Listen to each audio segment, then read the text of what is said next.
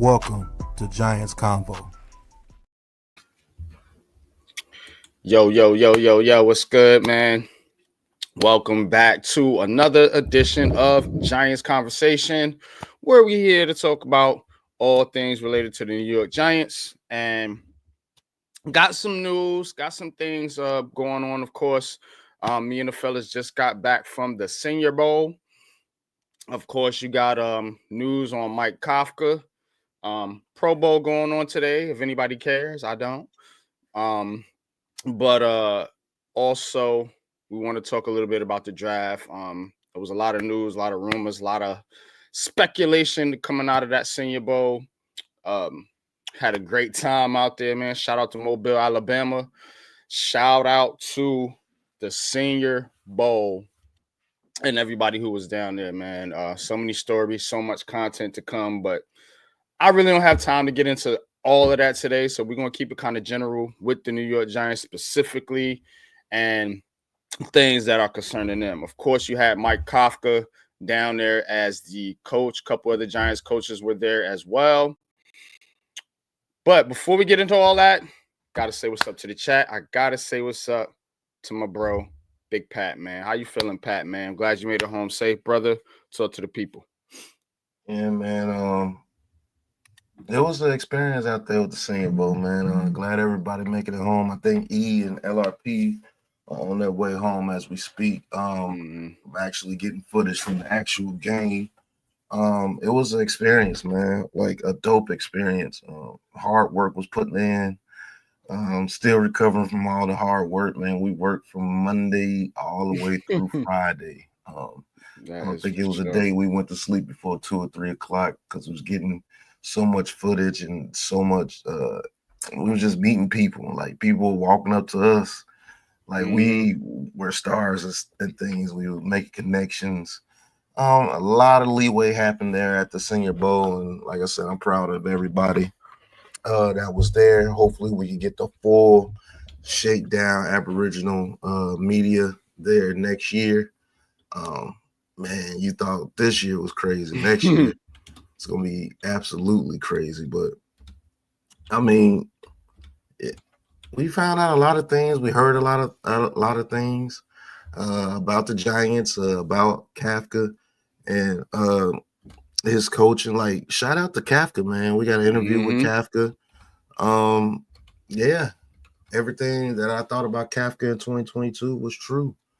As far as his coaching style and the way he goes about things. So excited to see him. Hopefully he gets that Saints job and he can go there and be a good coach for the Saints. If not, hopefully he's able to get his play calling duties back. Who knows? Man, what's going on, that, glad you mentioned that Saints job. That's what we're going to start off the conversation talking about. So let me not be rude. Ghost, what's good, man? What's good with you, Ghost, man? Appreciate you as always, bro. Ghost, man, if you can ever make it to an event, let me know, bro. Would love to have you on one of these events, man. Some dope stuff, man. Tyrone Hall, peace, man. Good, man. Peace, man. Yeah, it's gonna be some fire interviews coming out here. Y'all gonna love this content, man. Me and Pat was looking over it last night, man. It's some incredible stuff, man, that we got coming for you. Exclusive interviews, player profiles, coaches, executives, just a lot of stuff. Yeah, man, definitely, man. Let me know, man. You know where to find me. So salute.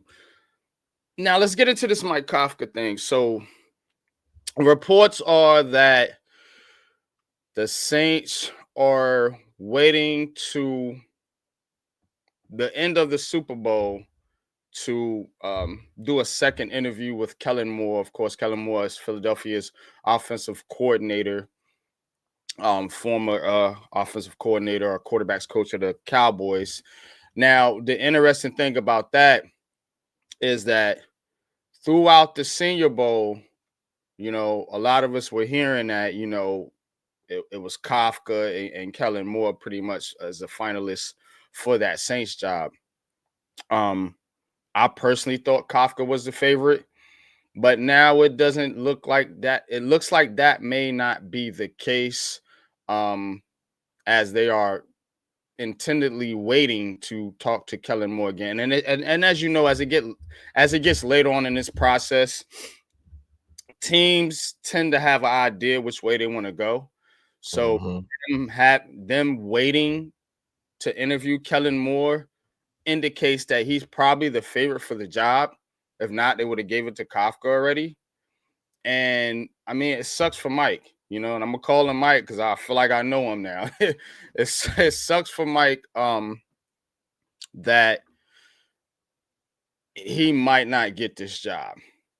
But as a Giants fan, and I'm gonna be honest with y'all, as a Giants fan, selfishly, this is the best move that could happen for you. One sense is, I'm gonna speak a little bit more before I give it to Pat. One sense is that Mike Kafka is a good offensive coordinator. Whether you want to believe it or not, I believe it because I've seen it and spoke to the man personally. He's a good play caller. He's a good offensive coordinator. And if you want Dable to relinquish play calling, your best bet is to have Mike Kafka still in this building, somebody that knows already what to do. The second part of this is you're going to get a new quarterback, probably a rookie. And that is something I think Kafka will excel at, helping develop a quarterback. I think he did well with Daniel Jones, whether people want to believe it or not. That 2022 season kind of proved that. So let him work with this quarterback. Let him develop your young quarterback and let Brian Dable handle the team. So as a Giants fan, best case scenario for us, because now you don't have to scramble to find an offensive coordinator. Now you can feel comfortable giving play calling back to Mike Kafka, which was already being reported. See, they report these things before it even happens. And I think those are conversations that John Mara, Brian Dable, and probably Mike Kafka have had or should be having. Because if he's going to return, I want him to call plays. And I want Brian Dable to get the fuck out the way, respectfully. Pat, you got it. Yeah, if he returns, I would like to see Kafka calling plays for whoever the new rookie quarterback will be, whether it be Cam Ward or Shadur Sanders or whoever they may draft. I do want Kafka to get a head coach job because I do believe he deserves it. And I think the Saints would have been one of the better spots for him. So we'll see, man. I just know Kafka's a good dude. He knows how to relate to his players. So we'll see what he does. It's going to be interesting offseason for this. We'll see exactly what they do with the whole Kafka situation.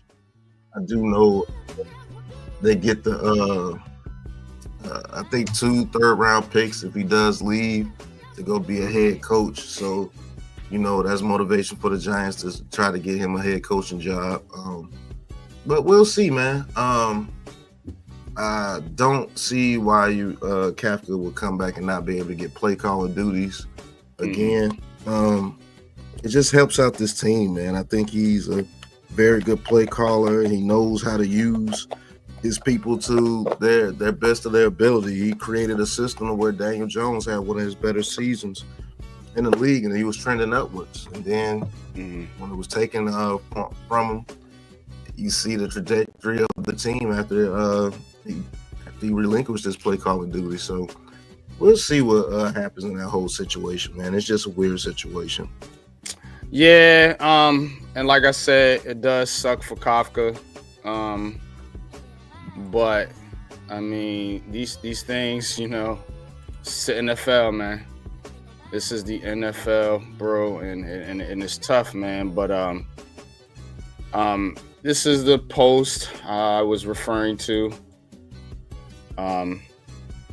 Again, coming from Art Stapleton says, appears Kellen Moore will get the Saints job as expected. So Mike Kafka should be back with Brian Daboll in the Giants for a 4th year. Also says Saints general manager Mickey Loomis informed other candidates this morning that while there has been no final decision, he plans to continue discussions with Kellen Moore. So, I mean, that kind of gives you the indication that this is the guy they want to move forward with. Personally, I mean, just given everything I know and taking everything out of it, personally, I would hire Kafka over Kellen Moore. I don't know what Kellen Moore has really done to be in consideration other than, I mean, you leading a Philly offense that's pretty much on autopilot. There's no real like schematic in the Philly offense. So if you're just basing it off that, I don't know what kind of man or leader of men Kellen Moore is, but if you're just basing it off that, I'm going with Kafka. I'm sorry. I'm going with Kafka. So I don't know what the Saints' plans are. They got a lot of things to talk about over there, especially with the quarterback situation with Derek Carr and everything. So, yeah, I don't know, man. But I will tell you this. Mike Kafka deserves a shot at being a head coach in the NFL, whether he gets it this year or in the future. He would definitely get it by next year. Yeah. You would definitely get it by next year. The display that he showed at the East-West Shrine game and this year at the Senior Bowl, he's definitely going to get his shot. So, it's like I said, he's going to get his shot. Regardless of how the Giants record goes, people see the coach that's in him. So he will get his shot after this year, for a fact. For sure, man. And he deserves it, man. He definitely deserves it. If anybody in the chat has anything to say on the Mike Kafka potentially being back with the Giants, let us know. Put it in the chat. Put your questions in the chat. Put your comments in the chat. I will read and answer them as best as I can. Now, let's talk about on the field, Pat. And I want to turn it over to you a little bit here, because you're the, you're our aficionado as far as scheme and you and Coach, of course, man. Shout out to my brother, Coach, as far as scheme and actually things on the football field. You mentioned you watched the Senior Bowl. I mentioned to you about the Shrine Bowl last year that Kafka coached. We seen 2022. We seen the practices this week. What do you see from Mike Kafka, schematic-wise, that gives you confidence moving forward with him as a play caller or even a head coach in the future? We could talk about some of those things too as well. Y'all kick back. It's a Sunday, man. Ain't been on stream all week. Well, I haven't been here all week, but so kick back. I'm chilling today, man. Talk to me, man. Talk to him about the schematic part of Mike Kafka being a head coach. Basically, he knows how to use his talent to the best of their abilities. Like, he had Tua's brother looking like a NFL prospect in the East-West Shrine Bowl, when nobody was giving that kid a chance, and he found a way to use him to the best of his abilities. But if you go back to 2022, he saw that we had, a bum roster per se. And so he knew that we had Daniel Jones, aka the worst quarterback in NFL history. We had Saquon Barkley. We had a makeshift offensive line. We had no weapons. And he used them to the best of their ability. He had Richie James damn near trying to get into the Pro Bowl. He had Richie James as his main receiver, getting the ball down the field. He used Slayton in the deep digs and the deep routes to open up the field. He was able to use Isaiah Hodgins as the possession receiver that he was. he let Daniel Jones be the quarterback that he was. That was the most focused I've ever seen Daniel Jones in the 2022 season. He was more cerebral that year. He took off when he was supposed to. He maneuvered in the pocket pretty well. And Daniel Jones just seemed like he was on one that year, to the best of his ability that year. And he had some games where he had 4 touchdowns. He had some games when he only had 1 touchdown and 200 yards. He had a couple of games where he had multiple touchdowns and over 300 yards. Multiple comeback wins that year. It's like he gets his players motivated. They want to make plays. Richie James never had a prominent role in the offense before that year, but he turned out to be the primary slot receiver to get the first downs. You know how many 3rd and longs we got when he hit Richie James for the first down, or he hit Hodgins over the middle for a first down? The RPOs. He used Barkley to the best of his ability as a giant. You know what I'm saying? He had almost 1,200 yards rushing and almost 500 to 600 yards receiving that year. He had a miniature year that he had over there with the Eagles. Now, if we had the Eagles offensive line and Saquon Barkley over here with the Giants, where Kafka was calling the plays, who knows what Barkley could have done? See what I'm saying? Like, Kafka had this offense averaging almost 22 points a game with the worst offensive line in the league, the worst quarterback in the league, the worst receivers in the league, and he still got us to average 21, I think it was 21.2, close to 22 points a game. And then after he's gone, after they take away his play calling, we went from almost 22 points a game to 15 points a game. Wow. With a better offensive line, with better weapons, with Saquon Barkley in that second season. So just imagine what he could have did with this offense this year with Malik Neighbors and Hyatt. He's never gotten a chance to use Hyatt the way that he was supposed to use him. You see what I'm saying? He's never got a chance to use Hyatt. He's never got a chance to use Theo Johnson. He's never really got a chance to use Bellinger after the first year. People thought Bellinger was going to be a tight end for us after the first year because the way Kafka was using him. You know what I'm saying? They took Slayton away from him. He's never got a chance to use Malik Neighbors. You see what I'm saying? So the proof is in the pudding, man. That's why he's still able to get coaching opportunity because the proof is in the pudding. Thank you. And you know what? One thing too about you was talking about the running game and the running backs. You remember how we talked about that? In the Senior Bowl, I don't know. I like how Kafka was using the running backs, man. You talking about Ali Gordon? Yeah. He was out there with Woody Marks, Damian Martinez out of Miami, and one of my favorite backs, well, becoming one of my favorite backs is Rayshall Tutin out of Virginia Tech. So those guys were playing well out there in that Kafka system. You also seen guys like Tyler Shuck and Taylor Elsgamer look pretty good out there under Kafka's tutelage.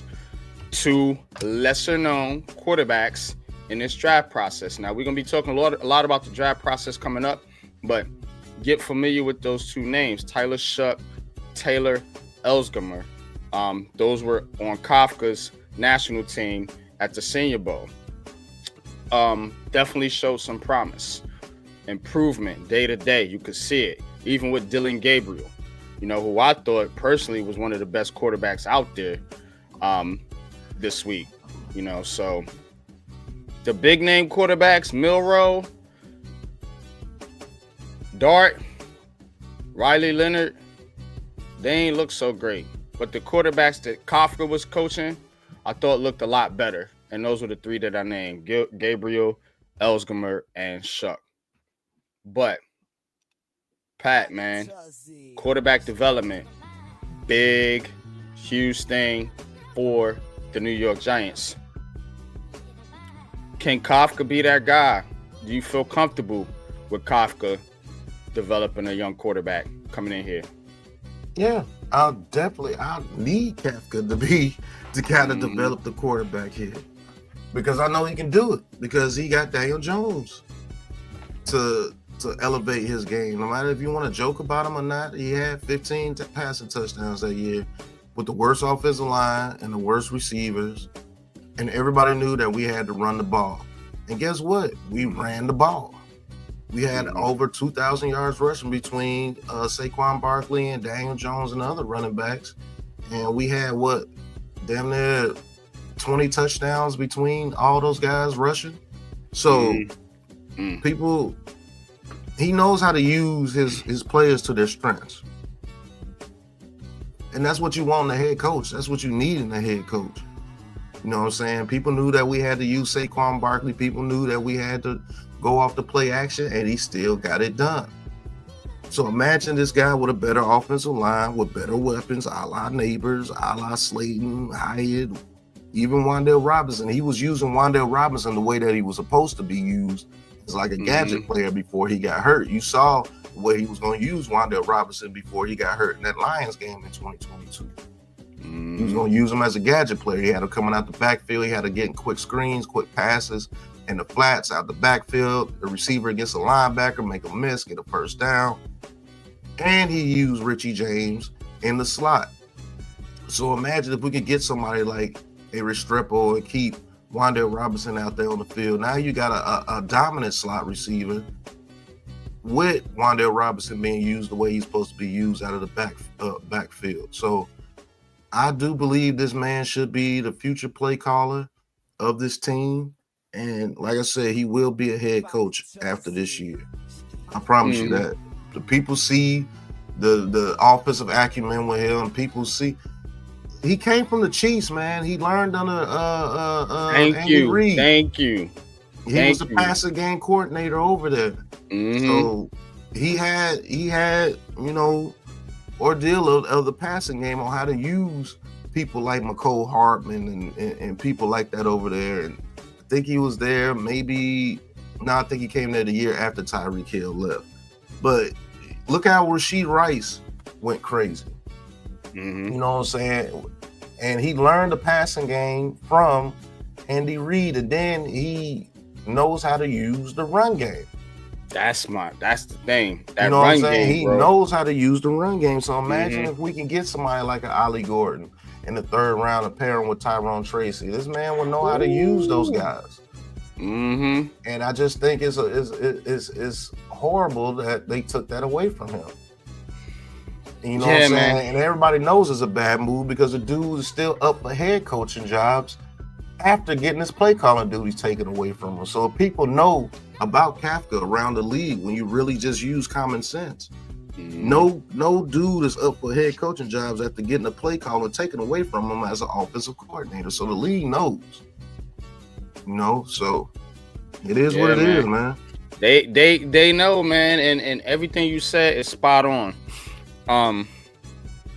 Look, man, I think the Giants,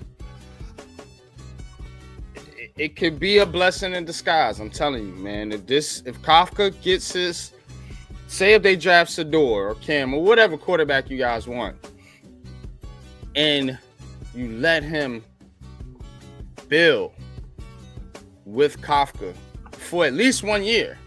And who knows what happens with Brian Dable. Kafka might even get a chance to head coach the New York Giants. I don't know. You know what I'm saying? But again, you at least give him a year to cook with your new quarterback, because to be honest with you, you got to look at it like this too. Mike Kafka is a former NFL quarterback. Like, he knows about this. He's not just a coach. You know what I'm saying? Like, I mean, you know what I mean, Pat. So like, he can really show a new quarterback what to do, what it looks like going into the NFL, as well as being a great offensive mind, man. So again, like I said, it sucks for Mike if he doesn't get this job with the Saints, but for the New York Giants, y'all better look at this as a blessing in disguise. And I'm gonna tell you right now, we don't need to be doing no Kafka bashing and none of that stuff no more, man. Like, give this man his respect. We all know who the real culprit is of this disaster. Or culprits, if you want to throw the other guy in there. But yeah, that's That's what needs to happen, man. You come back here, Brian David, get your ass out the way, give Mike the play calling, and let him cook. And hopefully we can average more than 15 points a game, and this man can finally get a head coaching job, man, because I think that's what people are waiting on. They want to see a little bit more from him offensively to feel comfortable giving him the keys to the franchise, because, you know, that's what he's going to be going in as, you know, an offensive mind, you know, because they have coaching types. We talk about it, the leader of men, the offensive mind, the defensive guru, or so on and so forth. So Kafka will be going in under that offensive mind category. And as an offensive mind, you want to see more than 15 points a game, even though you ain't calling the plays, dog. We know, even though it ain't your fault, we know that. But let's get a little bit more production, man. And I promise you, this guy will be a head coach, man. But any last thoughts on that before I switch gears here? No, I mean, Mike Kafka, man, he's earned his respect over the past 2 years with his coaching in these actual all-star college games. And people know, man. They know. So it is what it is, man. Mike Kafka, hopefully, you know, something happens to where he can get his play calling duties back, because I think we'll have a way better offense if he actually is the play caller, especially for this new quarterback, man. I do believe he can develop a quarterback tremendously. So, and speaking of the quarterback position, going to transition into our next topic. Appreciate y'all tapping in, man. Love the support, man. I definitely appreciate all the support that you give us. So, should the Giants trade up for a quarterback in the 2025 draft? So we'll go back to the things we heard at the Senior Bowl, because we were actually there, unlike some people. And what we were hearing, don't even entertain it. What we were hearing is there is a good chance that the Giants will be trading up to number 2 to get Shedeur Sanders. Now, here's the layout. Tennessee Titans don't necessarily want a quarterback. Cleveland Browns don't necessarily want a quarterback. And Tennessee, in particular, if they do go that route, it's probably going to go Cam Ward. Cleveland is looking to trade out or take a defensive player. Those were, that's what we heard based on, I'm using my man LRP, conversations we've had at the Senior Bowl. The Giants are taking Shedeur Sanders. Or they want to take Shedeur Sanders. The only hiccup is, will the Browns try to fleece you and leverage that pick because they know who you want? Yep. So now the question remains, as I got it on the screen, should the Giants trade up, swap 3 for 2 to guarantee them either Cam Ward or Shedeur Sanders? I think they want Shedeur, but again, Cam Ward is not a shabby consolation prize whatsoever. So either or. So that is the question. Chat, talk to me. Pat, I'm gonna kick it over to you. Should the Giants trade up to guarantee them a quarterback? Me personally, if I'm the GM, if I'm Joe Shane, I'm seeing what the Titans do with the number 1 pick, because they'll know what everybody will know what they're doing with the number 1 pick before the draft even starts. That's likely what happens before every NFL draft. People know what the team with the number 1 pick is going to do. So if you find out, what's up, Carlito? If you find out that the Titans are taking Cam Ward at number 1, you're more than likely is going to have to trade with the Browns up to number 2 because now they know they could get a draft haul if somebody wants to come up and get Shedeur Sanders. Mm-hmm. So I'm keeping my ear to the streets on what the Tennessee Titans are going to do at number 1, because if they take Abdul Carter or Travis Hunter, and more likely it'll be Travis Hunter at number 1, then you don't have to do anything. You're going to get one of the quarterbacks that you like regardless of what happens. But the only way the Giants will have to trade is if the Tennessee Titans take Cam Ward at number 1. And for conversations that we have had at the Senior Bowl, they're saying the Titans are leaning more towards Travis Hunter. As of right now, things can change, you know. The new GM might find that, hey, I want to move off Will Levis and I want to take Cam Ward. So they'll probably try to find what they can find for Will Levis. And, you know, and they will take Cam Ward. Then more than likely, you will have to trade with the Browns. You probably have to give up this year's first, probably this year's third, and maybe like a second next year. Or maybe even first next year. Somebody's offering them a huge haul to go up from, let's just say, per se, the Raiders. The Raiders want to trade up from number 6 up to number 2 to take Shedeur Sanders. And, you know, they'll probably give up a huge draft haul to get him. And then they might offer Max Crosby to go over there across from, Myles Garrett, because they're now saying that they're not getting rid of Myles Garrett. So, yeah, you probably have to give up this year's first, next year's first, this year's third, next third, something like that, in order to get up to get one to get Shedeur Sanders if the Titans Cam Ward. So it's going to be an interesting offseason, but they better keep their ear to the streets of what the Titans are doing, because that's going to determine what you're going to have to do in order to get one of the quarterbacks that you like in this draft. It depends on what Cleveland wants. Because you mentioned the Raiders. Now, you train with the Raiders, you're going all the way back to like 7th or 8th, right? You trade with the Giants, you're going back to 3. Think about what the Patriots said last year to some teams. They didn't want to go back but so far because they wanted to get one of those blue chip prospects. If you're Cleveland and you go back to 3, well, you're still guaranteed a blue chip prospect. Hell, you could even trade it again if somebody wants Cam Ward and get another haul. You know what I'm saying? If you trade out of 3, say the Jets or one of them other teams down there want to come up and get Cam.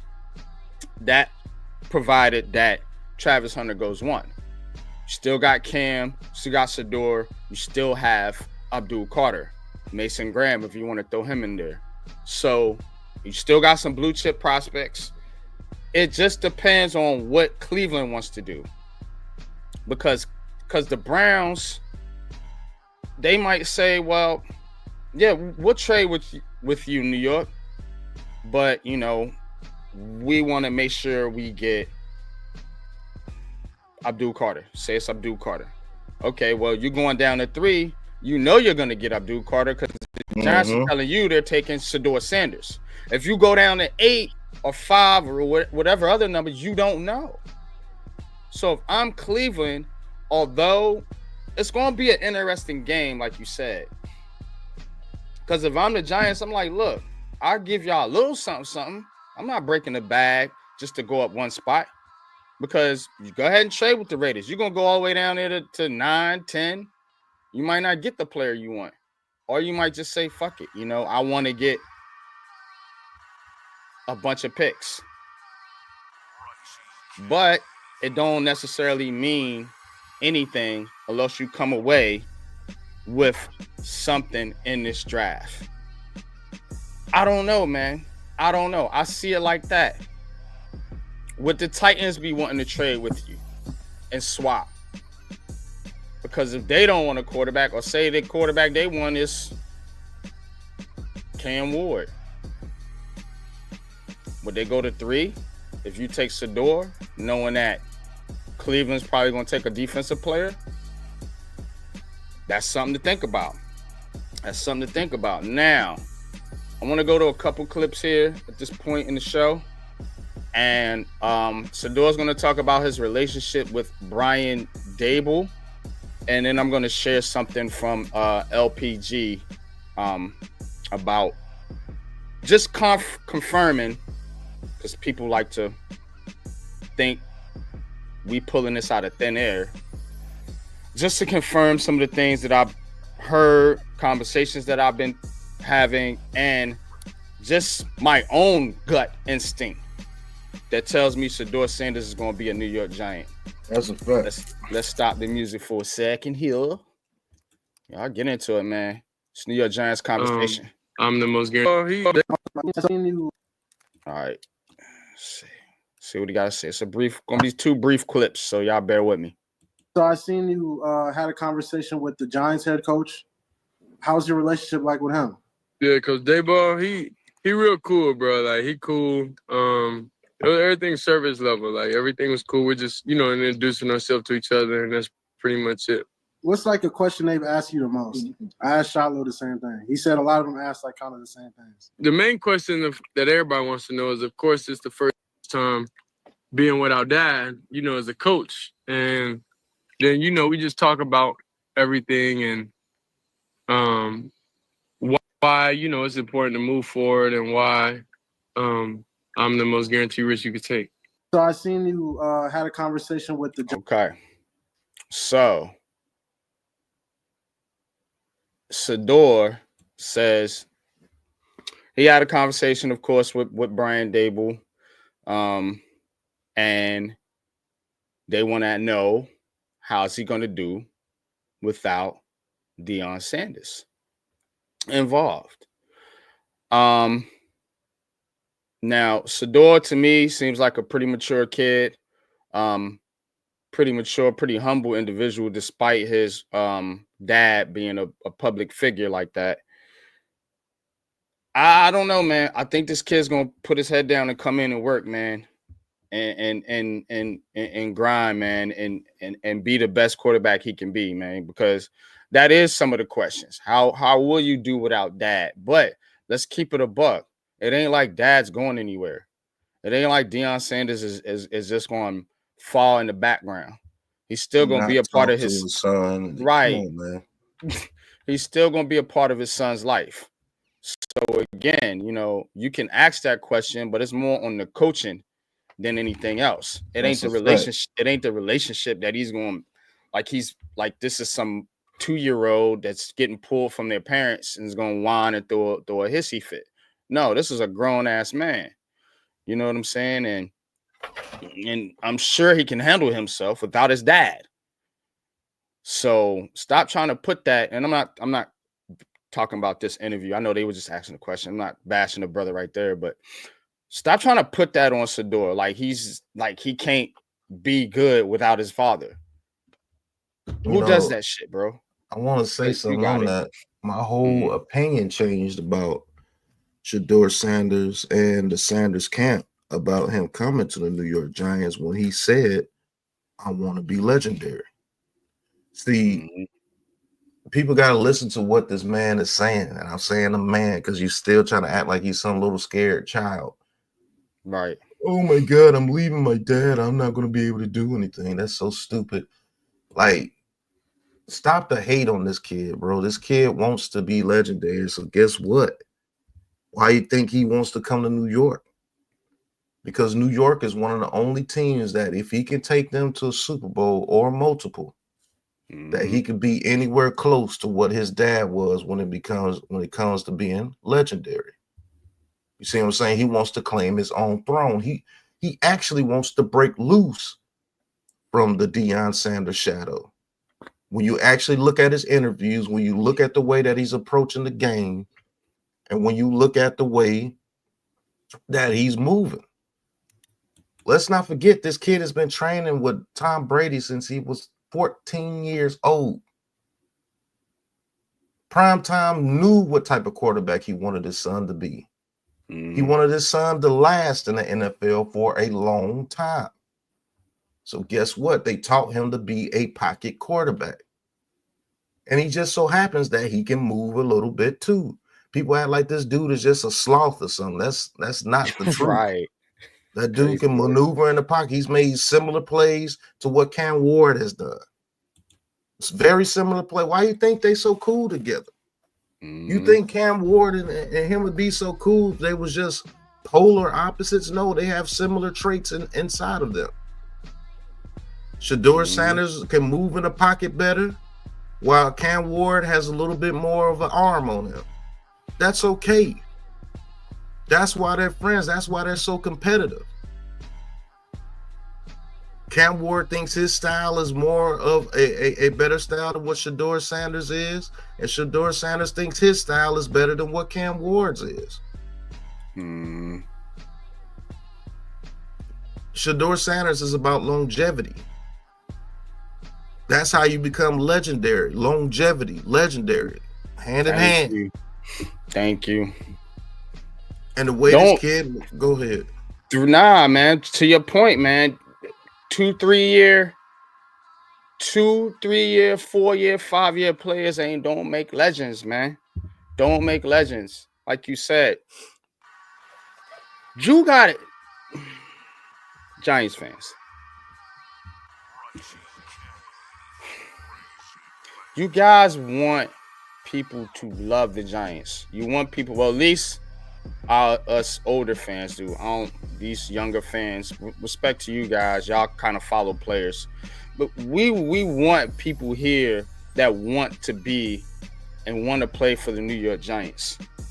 Shedeur wants to play for us. He wants to be here. You guys wanted Justin Herbert. Justin Herbert didn't want to play for the New York Giants. He went back to school to avoid playing for the New York Giants. You got to have somebody that's built for this market. You got to have somebody that wants to play for you. Stop trying to chase the toys, the shiny toys, and you know, the hyped up guys and the guys that you think are going to be the next Josh Allen or Pat Mahomes. Get the guy that can play quarterback that wants to play for you. Because you know what? He's going to come in and put his all and his effort because this is where he wants to be. And you get some guys that's like, you know, New York might rub them the wrong way. Trust me. I wear the NY everywhere I go. Pat, you know. Sometimes we just rub people the wrong way. It's not an environment that's for everybody. But, again, when your heart is real and you real shit gonna happen to you. And like my man say, the Most High gonna take care of you. So let's not act like we just want to dismiss this guy because he doesn't have the arm strength and he hasn't played away from his dad. He wants to play for the New York Giants. That's a fact. Stop hating on that. Embrace it or get the fuck out the way. I'm tired of y'all. Go ahead. No, I mean, he wants to come here. He wants to play for the New York Giants. He wants to play with Malik Neighbors. He actually has a decent relationship with Brian Daboll. Just played the interview for you. And let's just say they let Kafka have more of a reign on the play calling this year. I truly believe he would use Shedeur Sanders' skill set to the utmost ability. And the offensive line actually played pretty well before the injuries happened last year. It's way better than what he's been playing with in college. Why wouldn't you want the traditional quarterback, which everybody wants? Oh, I don't want anybody to play hero ball, and they do this and they do that. He doesn't do that. He's a traditional pocket quarterback. He knows what he wants to do. He wants to be legendary. He's a natural leader. I don't give a damn what anybody's talking about. That kid's a natural leader because he had to be in the situations that he was in. He had to be. He was the only one on that team that could literally cuss Travis Hunter out, and Travis Hunter respected him. And guess what? Travis Hunter went out there and made plays when he told him to go out there and make a play. Stop complaining, shut the fuck up, and catch the ball. And that's what he did, and they won that North Dakota game. Some of the same plays that you seen Cam Ward made, he made at Colorado.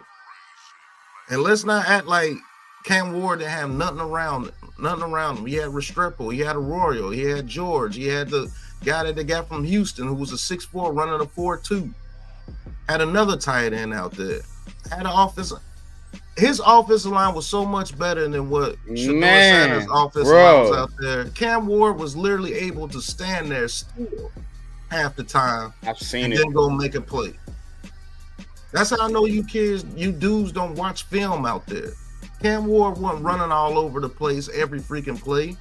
Those plays that he made that he was running all over the place is because he was looking for the deep play. The play broke down, and he's able to make a couple of little moves, and then he'll find somebody. But most of the time, the dude was lit.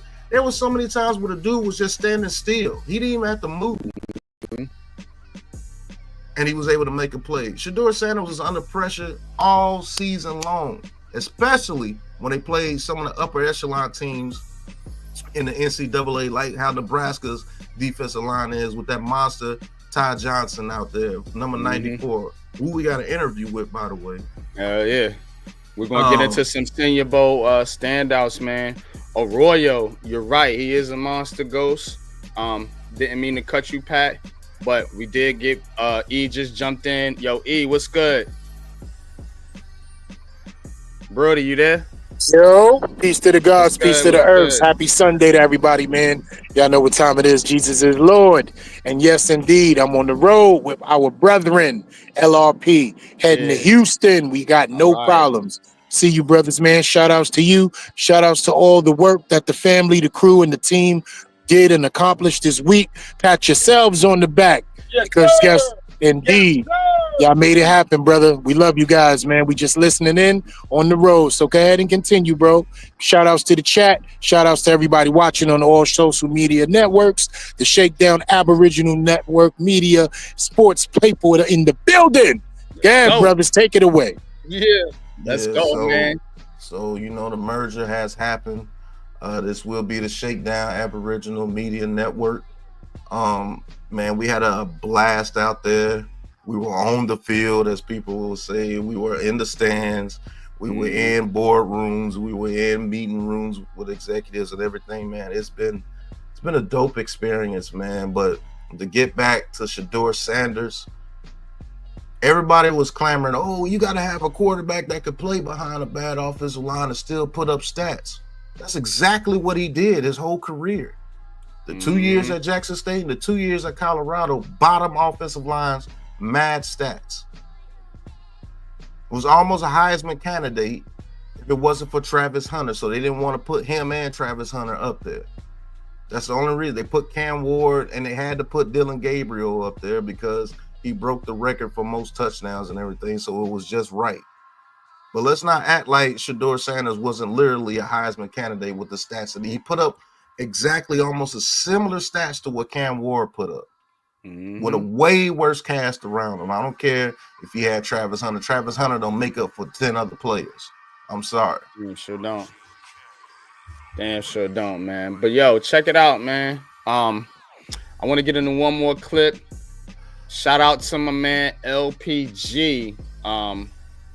It seems like some of these Giants fans be on the same wavelength as your boy Unpopular Opinion Sports, man. It's just, you know, I don't get the credit when they say it. So, I mean, when I say it, you know what I mean? But nevertheless, shout out to LPG, man. It's a pretty cool clip. I'm going to play this clip. We're going to talk about it, and then we're going to get into the Senior Bowl, then we're going to wrap it up, man. Definitely appreciate each and every one of y'all for tapping in, man, with your boys, man. NYG Double Deuce, that's me. Big Pat Sports Talk, of course, man. E the Chosen One, LRP, and the whole Shakedown Aboriginal Media. Plenty things to come. All right, man. What? Take a look at all of these cleats. What? Take a look. All right, this is LPG. 5 years ago now. 5 years ago. See what he got to say about Shedeur and Deion. What? Take a look at all of these cleats. You see these cleats? Now, maybe Deion Sanders is not going to be on here because you know what? I wouldn't put a cowboy on here. How about shit for Shedeur? Shedeur Sanders right here one day. You know why? Because he wants to play for Big Blue. Go Giants! Because he wants to threw my kid in there. He threw my kid in there. That's epic. He's the number one seed. That one was incredible. He's the fact good. that he's got a second man cave, the new man cave. The Giants guy was the best so far. Yes, that was electric. What? Take a look at all of these cleats. All right. So the reason why I showed this, because there was so many people that told me Deion Sanders camp don't like the Giants, don't want to play for the Giants, don't want Sador to play for the Giants.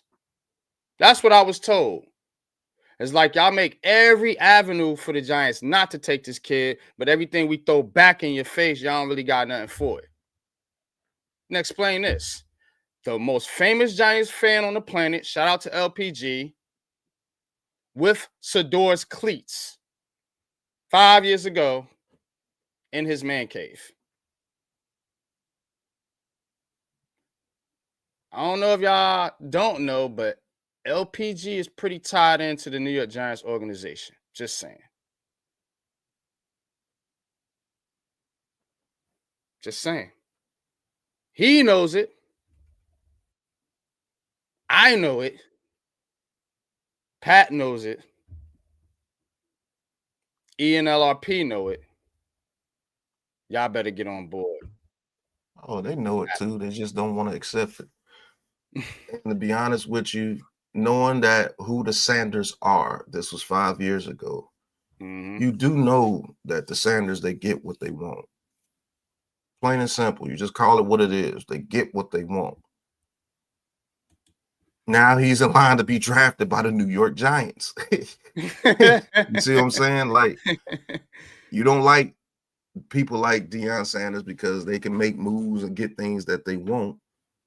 Well, this should tell you that this is one of the things that they wanted, because you all know the Sanders are about branding. So what better brand for his son, Shedeur Sanders, to be quote unquote legendary, to come to the New York Giants franchise and take them to a Super Bowl?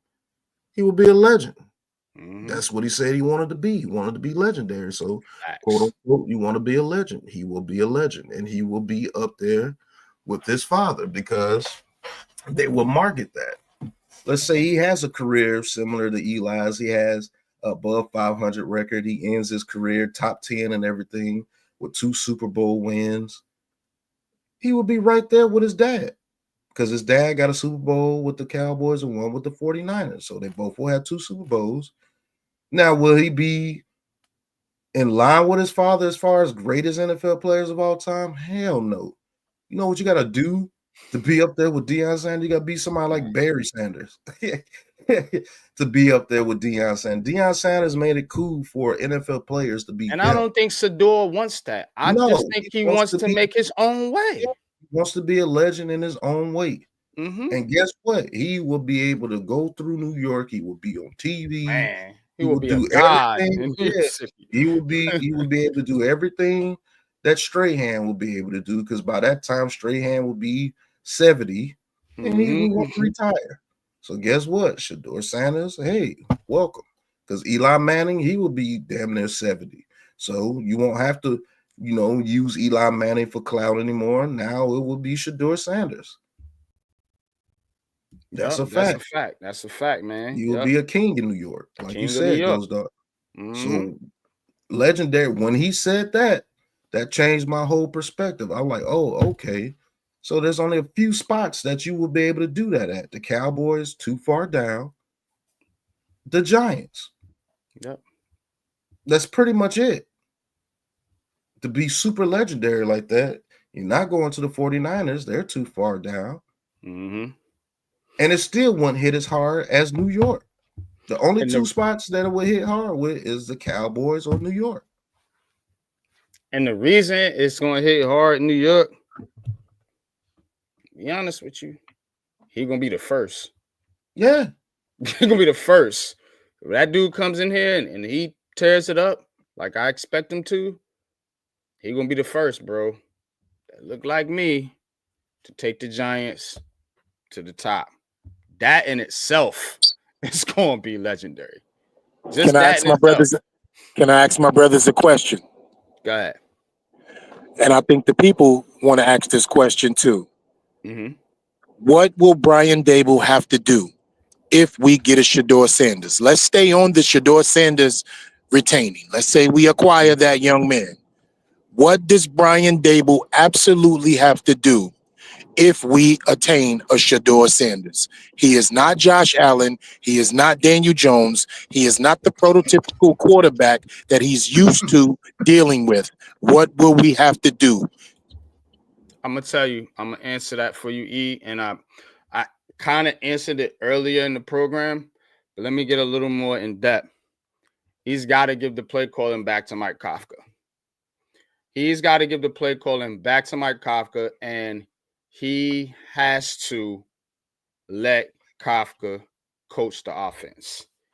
Brian Dable, and I think John Mara is telling him this behind closed doors.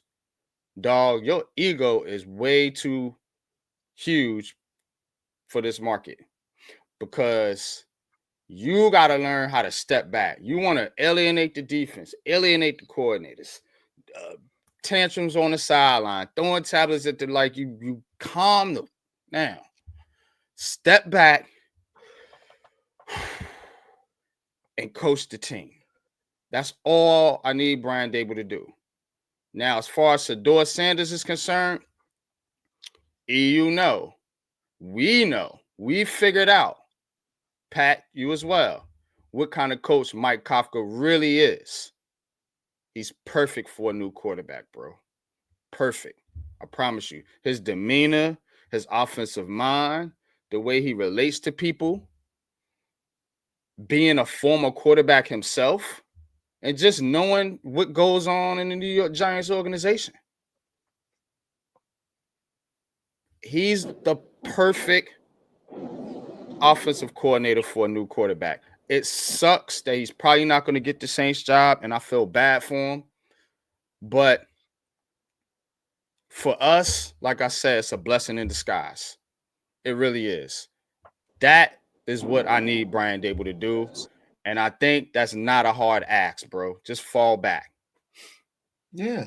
I think Kafka has the best adaptability, meaning as I'm afraid for Shador Sanders, and everybody knows this. It has nothing to do with him. I've said it many times, many places. I am not afraid to draft Shador Sanders. I would love it.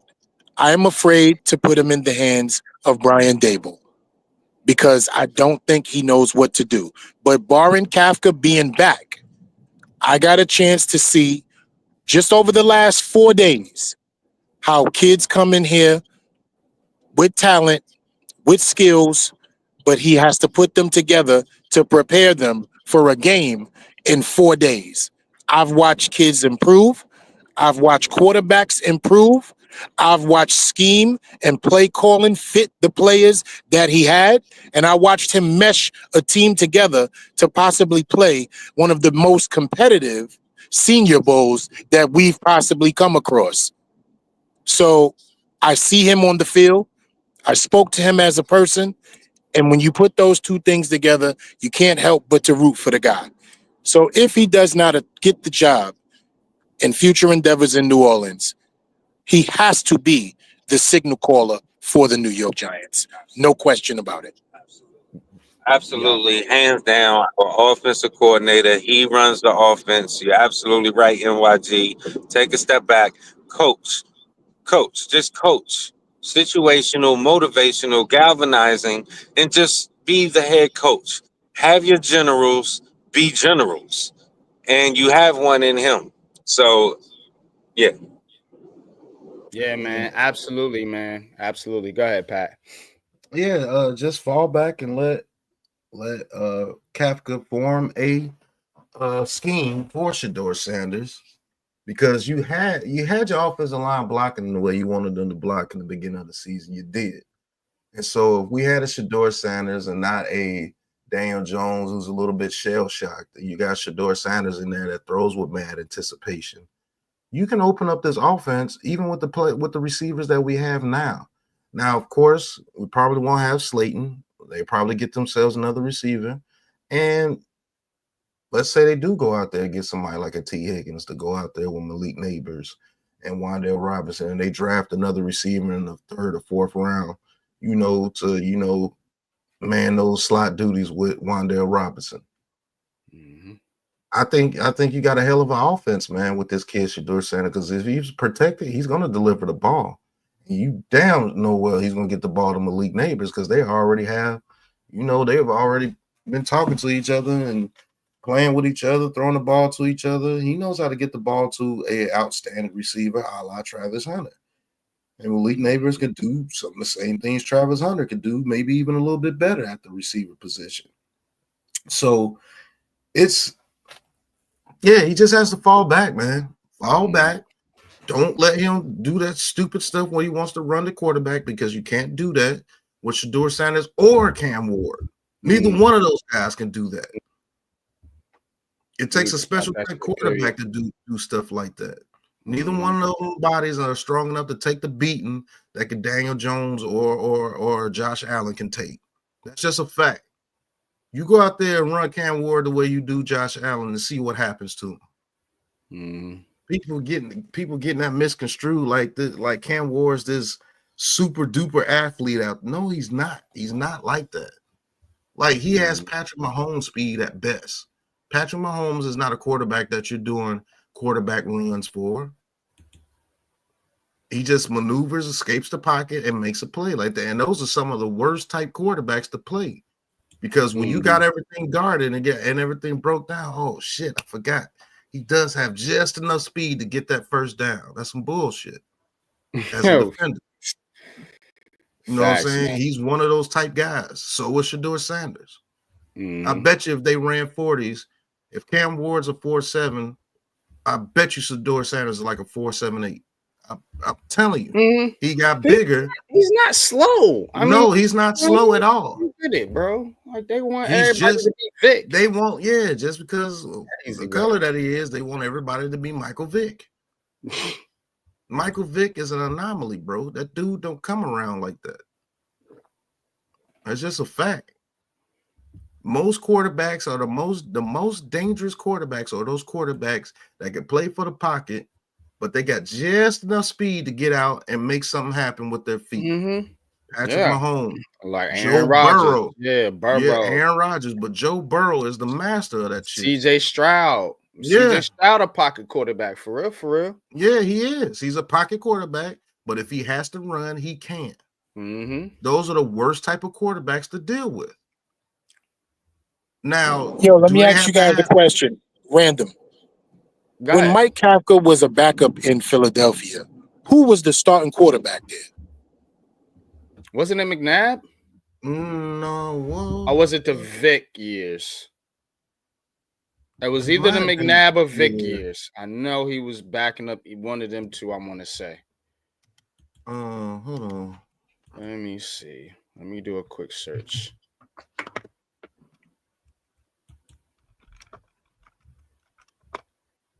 So he played for Philly in 2010 and 2011. That was Vic, wasn't it? Yeah, I think so. That was the Vic years. Let's see.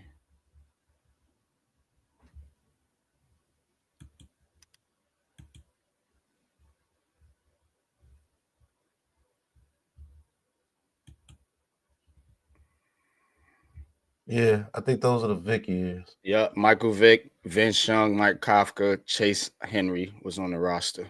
Yep. So he played there the Vic years.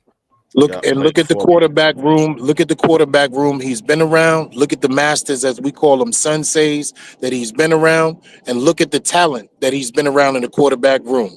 Michael Vick, Patrick Mahomes. Look at what he's been around. He's got to see guys that are on a level he could never make it to, but coach them up in areas that they need improvement on. Yeah. Think about it. That's dope. That's dope for real, man. Shout out to Kafka, man. But we're gonna wrap it up with some Senior Bowl standouts. I know E and LRP, you guys were at the game, so y'all could tell us a little bit about that. But I'm gonna go ahead and throw out some names for you. And of course, we're gonna be doing so many player profiles and so much draft content, man. Y'all keep it here. That's why I'm not gonna go into too much detail. I just want to talk about a little bit about what we seen at the Senior Bowl, because like the guys mentioned, it was dope. There was a lot of action going on, a lot of things that we observed and got to witness firsthand. So let's start with Kafka's national team, since we were already talking about that. And speaking of the quarterback position, my standout is Taylor Elsgemer, from Canada, quarterback. This dude has an arm. He showed good accuracy in some of the passing drills. I mean, the kid has the size, the makeup, of a NFL, legit NFL quarterback. And you see him to E's point, you've seen the progression of practice by practice by practice. And by that third practice, man, my man was cooking. He was cooking out there. You know what I'm saying? So shout out to him from the quarterback room. I want to try to give one from each. Running back, Ali Gordon. Although Brayshaw Tootin, I thought he did very well too, Virginia Tech, but nobody can argue Ali Gordon stole the show out of the running backs, man, for that national team, man. This dude is size, pause, you know what I'm saying, speed. He even threw a pass in the game. Kid's athletic. He's a good dude. I talked to him, man. Plays 2K. Shout out to him. But Ali Gordon, man, definitely stand out from the running back position. Thought he rose his draft stock significantly throughout the practices. Wide receiver, a lot of them did good, but you probably want to go with Restrepo. I thought Kyle Williams showed out too, as did Jaden Higgins. But Restrepo, man, he's just one of those dudes, man. Those little shifty slot guys, man. That's gonna be hard to deal with at the next level. Pretty much was catching everything out there, everything he could when the quarterbacks were throwing the ball accurately. But that's another story. Tight end, Elijah Arroyo. Enough said there. Tight end from Miami. It's going to be a beast when he gets into the league. Offensive lineman, shout out to Gray Zabel, North Dakota State. I thought he pretty much stole the show from the offensive line standpoint. But a couple of guys me and Pat talked to, I want to shout out them. That's Jalen Travis and Wyatt Millam. Jalen Travis out of Iowa State, man. Tackle, man. Long arms, man. He's the deal, and he's a dog. He's got that dog in him. You might look at him and be like, that dude's a dog. When you put the tape on, he's out there, man, pushing people over, man. Had some good battles with him and some of the defensive linemen that we're gonna be talking about. And Wyatt Miller, man. Wyatt, man, tough dude, man. Definitely riz his draft stock over the weekend as well. But that's what I got on the offensive end. Since I've been talking for a while, let Pat go and do the defensive standouts, and then we're gonna get to E and LRP and see what they saying in the actual game. So, Pat, who you got on defense, man? Standouts for the national team. I'll throw the rosters up there for you if you want, so you can see the players in case you can't remember. But who you got as a standouts, man, on the defense, man, for the national team? Oh, O2, Oladajo. Yep. No, 99 from UCLA, an absolute dog. He actually was a standout in the game, had 2 sacks and a strip sack. Landon Jackson, who we talked to from Arkansas, actually had a strip sack in that game, and he actually used that bull rush and swiped that hand down and got in there like I said he could. He did very well. Ty Robinson was a standout. Joshua Farmer from Florida State, one of the best defensive tackles in the draft. He was a standout. It was a lot of guys that were standouts.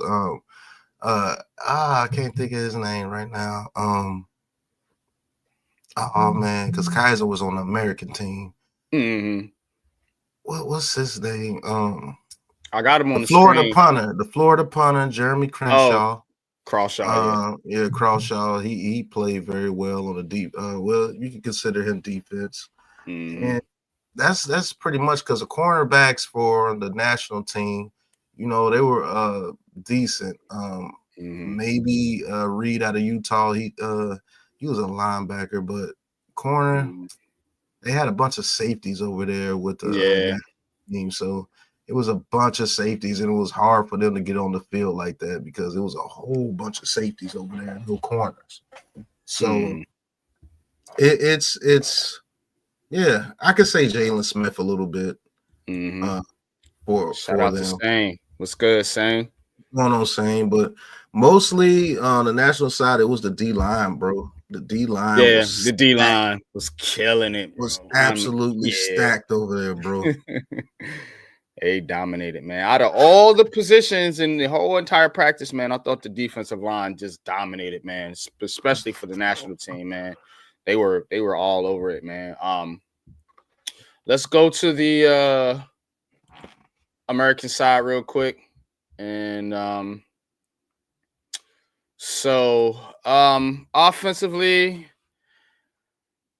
quarterback wise, it was tough, man. I'll be honest with y'all. It was tough for some of them kids out there. I don't think Dart did that great. Jalen Milroe absolutely struggled. Riley Leonard was half decent. Probably the best one might have been Seth Hannigan. The one we got the interview with Seth Hannigan. And who threw the game-winning touchdown pass at the Senior Bowl in the game. So I'm gonna go ahead and give it to Seth Hannigan, out of Memphis, man. It's just something about this kid where he just got like a fuck it gene. Like, you know what I'm saying? You can just tell he's just like, whatever, you know what I'm saying? Like, I'm gonna go out there and just throw and play football. I don't care about your stats. I don't care about your player comparisons, because we kind of asked him in the interview and he was like, I don't care, man. I don't know. It was like, I ain't Michael Vick, but you know, I'm gonna be a quarterback, you know what I'm saying? So kind of like his demeanor. Shout out to Seth. From the running back, I mean, bunch of them, man. Jarquez Hunter. Yeah, he was a standout. I think he raised his draft stock the most. Yeah. Jarquez Hunter, Auburn running back. Damn near unguardable, man. Kaiser couldn't guard him. You know that's crazy. So that dude. Of course, man, Devin Neal, Travis Etienne, Marcus Jones, they had pretty good days. RJ Harvey, man. But I thought Jarquez Hunter, man, was the best out of the bunch.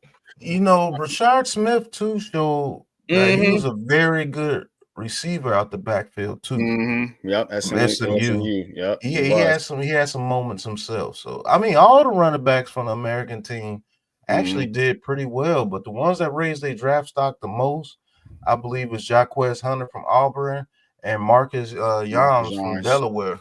That's a fact. Yep, big time fact. Wide receivers, of course, Jack Beck, Cameron Dyke, that you mentioned, Jalen Royals, who we talked to, of course, Ty Felton. But I mean, if you had to pick a standout, it was Beck. He been doing it all week for this team right here, the American team, and just consistent, and he showed it again in the game. So shout out to Jack Beck, again, for being a standout. From the tight end position, this kid we talked to, Thomas Fadone, Nebraska tight end. And this kid, you talk about huge. Yeah, bro. You talk about a specimen, as they say.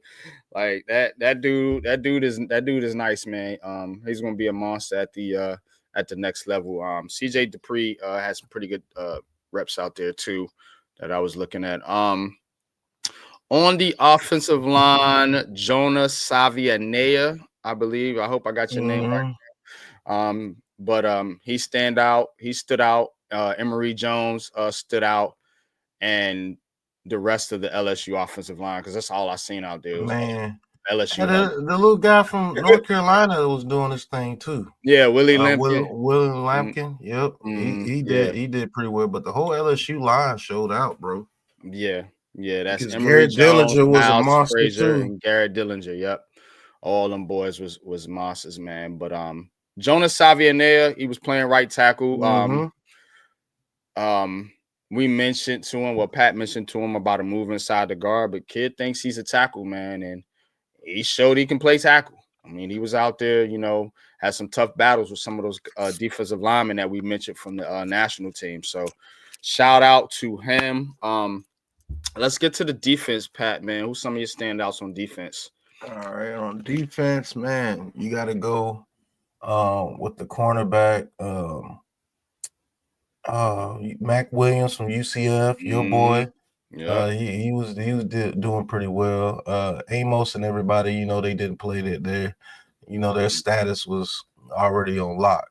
But the cornerbacks, man, I gotta go Mac McWilliams from UCF, man. He did very, very well out there. Dan Jackson, the safety from Georgia, actually did very well out there too. As far as the linebackers, Asante did very well. Jack Kaiser did very well. Jalen McLeod did very well. Those are my three standouts at the linebacker position. They made themselves some money. The inside lineman, Yahya Black, he did very well, man. That was my standout at the defensive tackle position. Tim Smith did pretty well too from Alabama, showing that Alabama prowess from the defensive tackle position. A lot of those guys are in the NFL. As far as the edge rushers, you got to go with Savion Jones from LSU. RJ Oben did his thing out there for the national team. Savion Jones did a little bit as well. But there were some guys out there. And then that's pretty much from the American roster as far as standouts on defense that we seen up close and personal at the Senior Bowl. Man, shout out to everybody that attended the Senior Bowl, all the players, coaches, executives, so on and so forth. It was our very first time. It will not be our last time. Definitely an incredible experience, man. And shout out to everybody that participated. There were some players that backed out at the last minute that we kind of wanted to talk to, kind of had our targets on, but nevertheless, still an amazing experience, still some top picks. We're going to be going through, like I said, I want to say hundreds because it feels like hundreds, but it's going to be it might be 100 player profiles by the time we get done with it, man. But we're definitely going to have the information in depth for each player that we've been talking about here. Just want to give you guys a brief overview on what we've seen. And that being said, let's talk about what we've seen in the game. LRP, if you guys are still there, man, you want to chime in and tell us who stood out to you in the actual Senior Bowl game. First of all, shout outs to you guys for giving us some time today with you, because we've been with you brothers all week.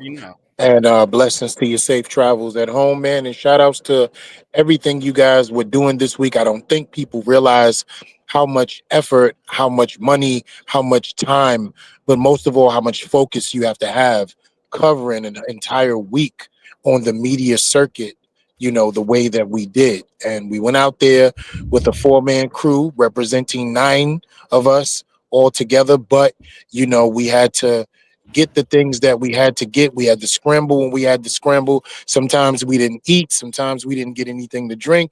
Sometimes we were just like fatigued to the point where we didn't even want to move. But we got after it. We stayed with it. And we accomplished our goals 100-fold. And with hard work comes rewards. So we will be rewarded. So shout outs to you guys for being a part of everything that we're doing. And like I said, you guys don't get enough credit. That being said, I'll speak on the game a little bit, right? Yes, the Senior Bowl was something that I predicted with you guys. I said this game is possibly going to be one of the most competitive games that some people have seen in a long time. And guess what it turned out to be? Possibly one of the most or the most competitive down to wire Senior Bowl in history. I don't remember a Senior Bowl being won off a last second touchdown catch by anybody. Do you guys? Nah, not at all. Definitely not, bro. Okay. Games are usually that interesting, yeah. Right. people like leave the Senior Bowl. It's a little dull by the third quarter. It's really quiet. The announcers are very melancholy, you feel me, and docile and tranquil. This was an exciting game through and throughout. And it was defensive at some point. It was offensive at some point, and at the points that it mattered the most in situational football, there were turnovers that took place when you didn't recognize it. And I mean, sitting there watching the game and not recognizing the ball is turned over. Like, wait a minute, his knee was down. And we're all saying the same thing in the audience in real time, but then in slow motion, when you slow it down and the cameraman, because that goes to show you in real time the speed of the game. And you can miss anything on the blink of an eye. So those of us that sit home and couch GM, you have an advantage actually, because the game is so fast up close. Yeah, it you is. know, it's so fast. So it was a great Senior Bowl. It was great coaching on both sides. You got a chance to see the intensity. You got a chance to see the players. You guys mentioned the standouts, and like we won't give everything out today because we have so much to cover during this week here coming up to give these guys a recap of everything that's going on, which is going to be pretty dope for us because that gives people content between the Senior Bowl and the Super Bowl. You know what I mean? So these guys are up next. RJ Oben, Tyler Elgersma, Show from Louisville, Henning. It's Shuck. Actually, his name is it's weird, bro. But I was thinking about it the whole week, bro, and I was like, is his name Shaw or Shuck? And it's Shuck. Oh, okay. Weird, but it's Tyler Shuck. Tyler Shuck. Yeah. Got it. And it's crazy because like Joe Shane, right? It looks like Sean. Yep. It's weird like that. Yeah, right? Exactly It's what I thought weird. about. Pronunciation is weird. When you look at it, it doesn't sound the way it's spelled. So Not at all. Tyler Shuck, these guys, Henning, right? So I want to say this because nobody is going to say it because us was there. This was the greatest underdog Senior Bowl that you could possibly have. All the bigger names didn't show up the way they would have, but all the lesser names showed up over the bigger names at quarterback, at receiver. Hey, Pat, he listened to us. Felton from Virginia Tech. Yeah, I seen that. He listened to us. Touchdown. You know what he did? Created separation by feet. There you go. Come on now. Yeah, bro. Come on. I seen that. He put his feet in the right position to turn his man around and get away from him. Touchdown. Made me proud, man. You never know the conversations that you have with these kids, and it sticks with them.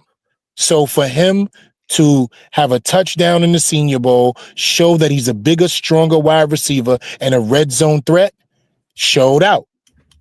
Kaiser, tackles, showed out. RJ Oben, sack, tackle for loss, pressures, showed out. 0-2, showed out. Yes, he did.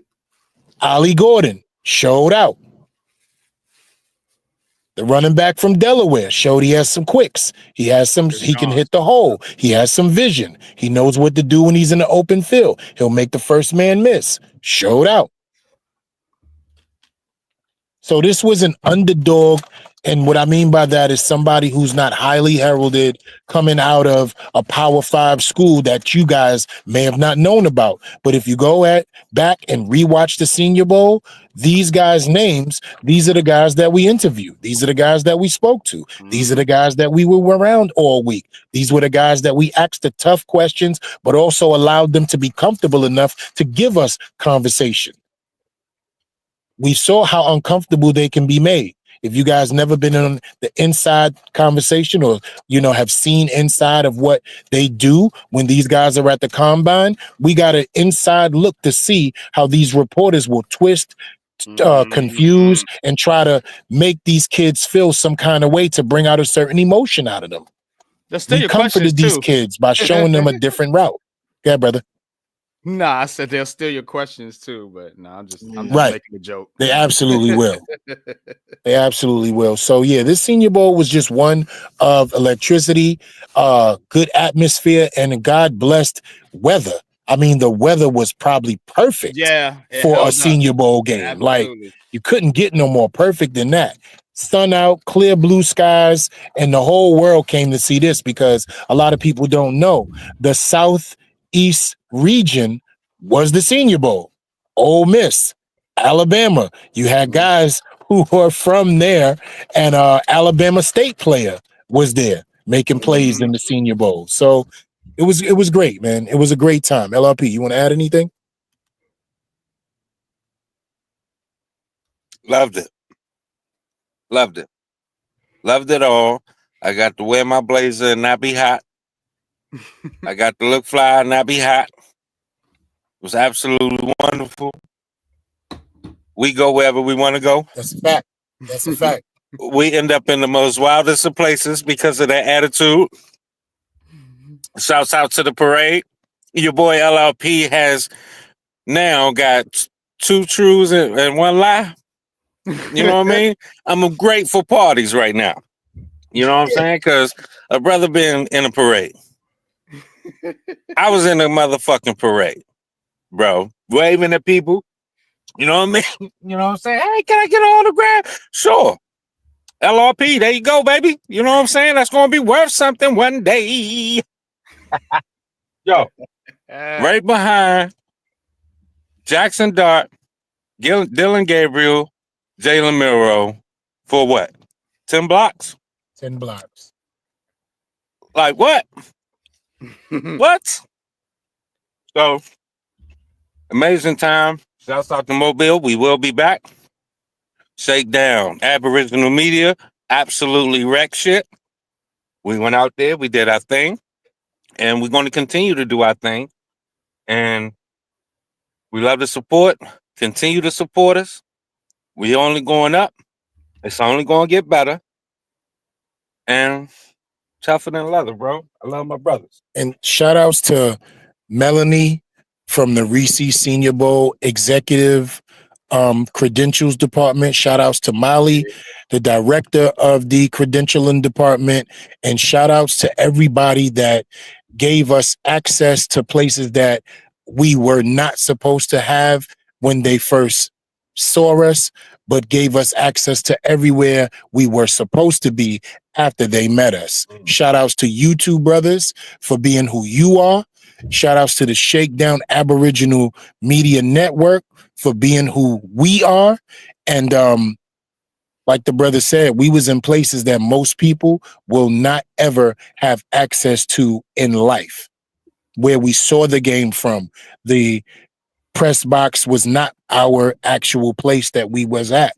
We were actually in the suite box with everybody there. Shout outs to the head coach for Alabama State University and his wife for sitting with us, talking with us, you know, being inquiring about us, wanting to know about the Shakedown Aboriginal Media Network and everything that we're doing out there. Shout outs to the servers, everybody who showed us love and whatever we needed to keep our bellies full, to keep our electrolytes flowing. Shout outs to everybody in the stadium, security, cameramen, everybody, man, that just, you know, shout outs to Dorm Debate. Shout outs to, shout outs to everybody that we met, broke bread with, shook hands with, and was admired by, and also gave admiration to. It was a real thing. Shouts out to Inside the Hashes, and thank you so much for ruining all football viewing experiences for the rest of my life, because that was freaking amazing. You know what I mean? Shouts out to Lorenzo A. Martin, running for mayor of Mobile. I got your information, brother. We are definitely going to talk. Shake hands with LRP, baby. You met the mayor? God damn. Yes, sir. Well, the guy running for mayor, he's a councilman. We met the councilman. Man, that damn LRP boy, he networking, shaking, bro. You met the mayor? Yeah, walked in. He just happened to be right there on the meet and greet. And you know it's no such thing with a meet and greet with the Shakedown Aboriginal Media Network. It's a meeting. It's a meeting for life. LRP. Who are you? Oh, I'm the mayor. Oh, okay, nice to meet you, Mr. Mayor. But I'm LRP. Like that's how LRP. You know how it goes, bro. That's y'all know how it goes, man. And shout outs again, everybody out there, man. Roman Oben, Brian Baldinger, Mike Kafka. You know what I mean? All the coaches that gave us interviews that we'll be bringing to you guys leading up to the draft profile. You know, we're not going to do too much right now, but you guys will see all of these things for yourself and you will be able to put the audio to visual. Thank you guys for putting up with us. We love you. Ian LRP on the road to Houston, and we out of here. We'll listen to the rest of the show. Take it away, brothers. All right, man. Appreciate you, E. Appreciate you, LRP, man. Thank you, man. Thank you guys for everything, man. Thank you for supporting us. Thank you for allowing us to be a part of the great Shakedown Media Network, which is now the Shakedown Aboriginal Media Network. Dope merger. We got plenty of things to come. But, Pat, end the show on a good note, Brody. Show them the work we put in and how this shit paid off, man. Because to be honest with you, man, and blow it up, bro. Pause. Yeah, get it there. Let's hear the audio and let's get into it, man. This is me. And shout out to TP Way. Love you, bro. You already know what it is. We spoke. Salute to you, man. Thanks for being a brother. Thanks for being a real man and not a hater. Appreciate you. That's a fact. This is for the people. Go ahead. Let's end it. Saying that we weren't out there in the field, man. So this is for you guys, man. We did so much out there that we actually got literally on the NFL Network on the broadcast. Yeah. Distant cousins who are names that people would know. Who's that right there? Your family tree here. Who's these gentlemen getting dirty, getting their feet dirty, putting in the work? Huh? My sister and my dad are the ones singing, so who that? That look like NYG to me. I don't know, man. That look like unpopular opinion. That look like Big Pat. That's hard, fellas. That's hard, fellas. Way to put in the work. Just one little line from a distant cousins. So we were literally on the NFL Network broadcast. We were shown there putting in work, looking like actual reporters, which we are actual reporters. And we were interviewing Jack Kaiser out there on the field, and they happened to, zoom in on us doing an interview on TV. And you can see the whole TV right there. TP was watching. And he said, for some reason, he just said, hey, let me turn on the TV and see if my boys out there putting in some work. Yeah. And everything happens for a reason. And we were literally on the NFL Network broadcast at the Senior Bowl. So we're meeting mayors, we're meeting executives, we're meeting business people. Man, we had a blast. And so, there's people saying, oh, you guys didn't do anything. You were in the stands the whole time. No, we were out there, bro. Like, seriously, we were out there. Yeah, that's the stands are above us. You see, we're actually on the field.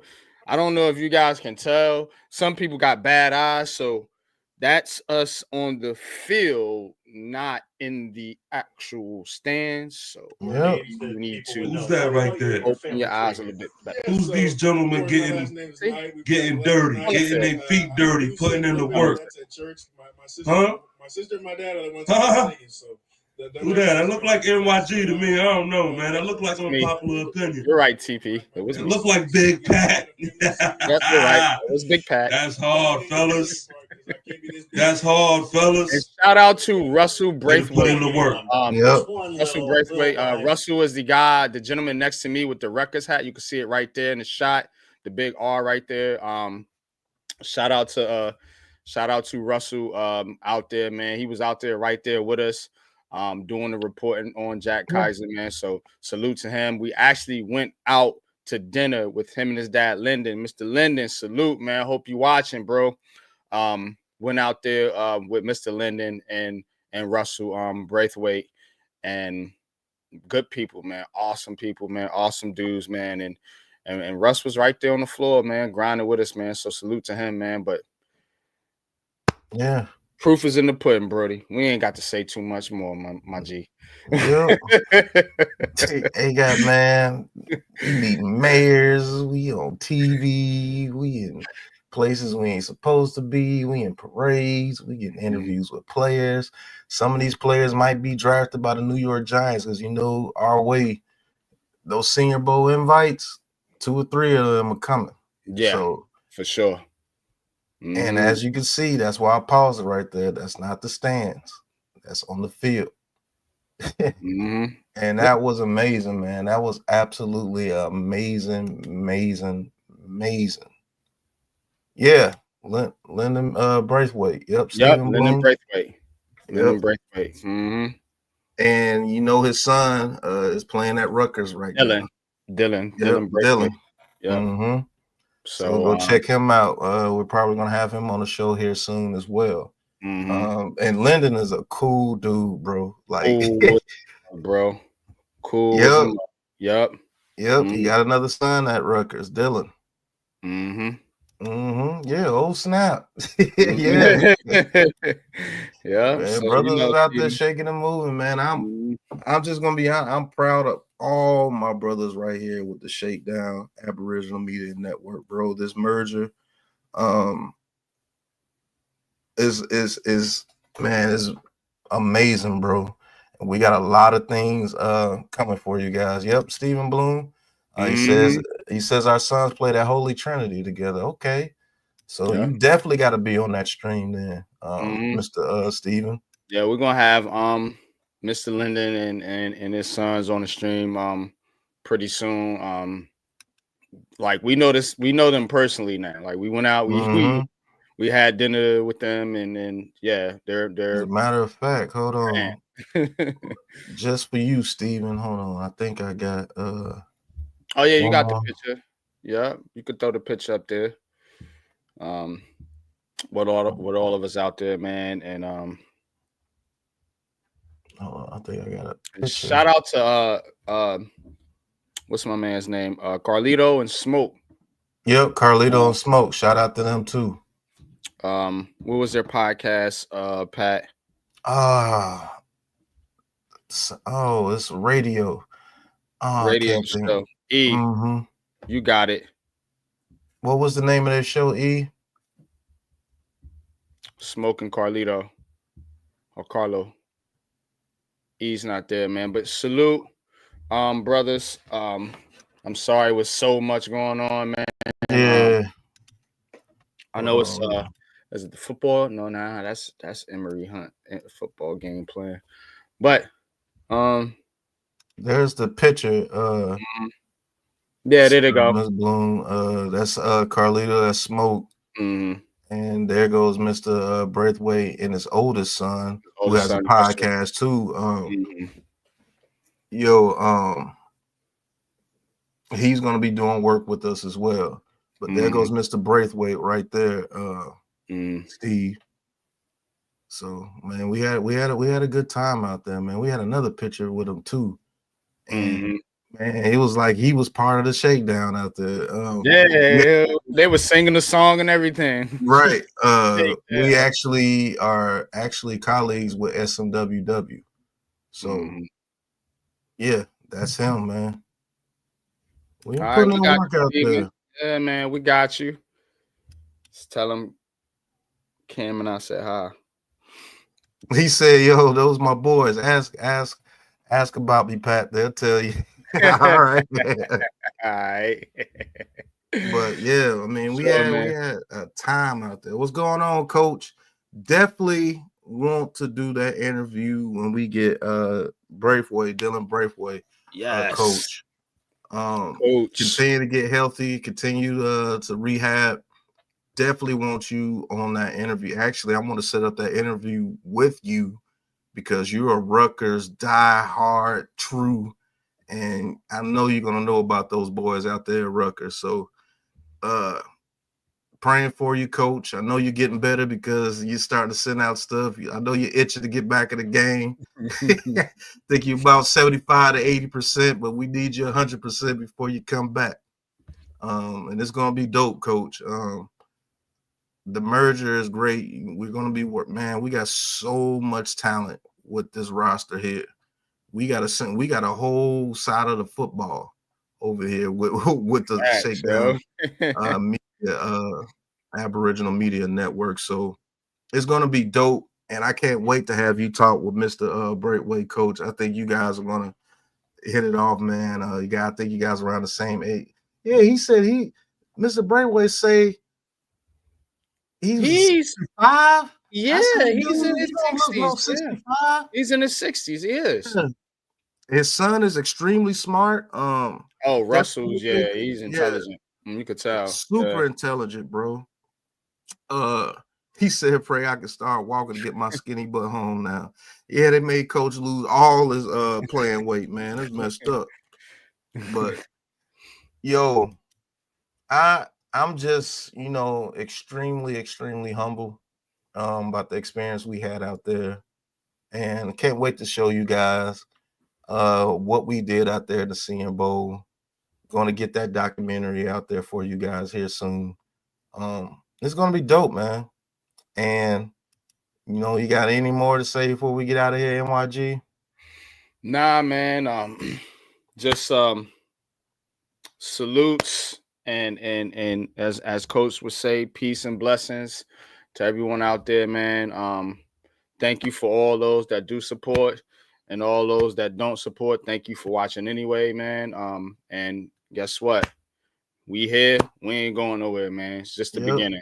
And I do want to play the new intro for them to show the rebrand. So let's play the new intro for you guys, and then we'll see you soon.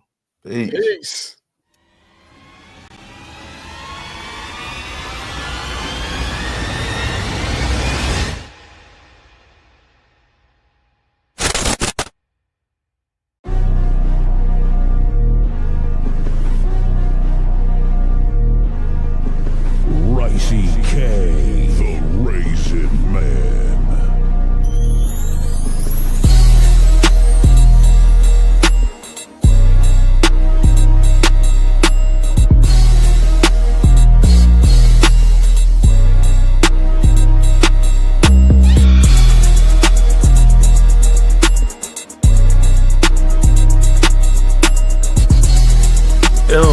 Or just the Giants organization that really put Daniel Jones in the forefront and carried him in that type of light, man, on national TV. $223.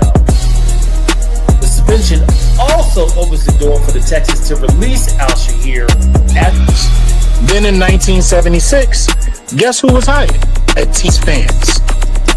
This is where preference plays the biggest. I'm gonna have to knock this down and get the oohs and ahs of Houston.